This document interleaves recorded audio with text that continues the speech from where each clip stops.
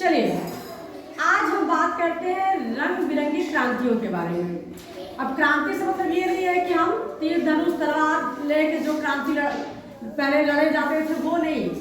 आज हम बात करेंगे उन क्रांतियों के बारे में जिनसे मतलब कह सकते हैं जो उत्पादन, दूध हो, मछली हो, मांस हो, टमाटर हो, तेल, डीजल, इन सब के उत्पादन के लिए मतलब उसको कैसे और बढ़ाया जाए, हमारे देश को और कैसे समृद्ध बनाया जाए, उसके लिए कई क्रांतियां चली थी जिनको कि रंगों में बांटा गया था। तो आज हम उन्हीं क्रांतियों के बारे में बात करेंगे। जैसे हरित क्रांति। हरित क्रांति में क्या आता है? खाद्यान्न उत्पादन।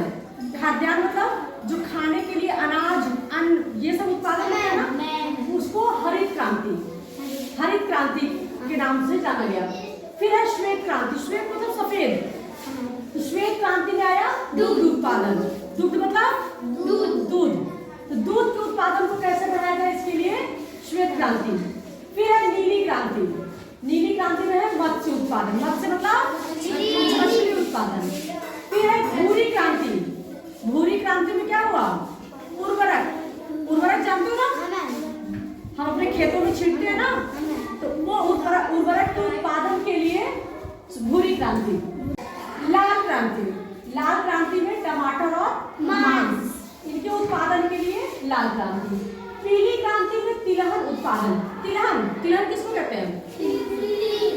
जिनसे तेल प्राप्त होता है। क्या प्राप्त होता है? जैसे उसमें सरसों हुए, सूरजमुखी भी हुए, सोयाबीन हुए, तिल हुआ, हाँ, तो जिससे तेल प्राप्त हो वो तिलहन उत्पादन।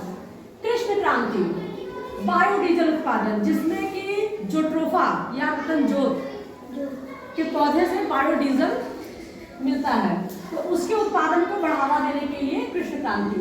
फिर है गुलाबी क्रांति, जो कि झींगा मछली के उत्पादन के लिए, ठीक।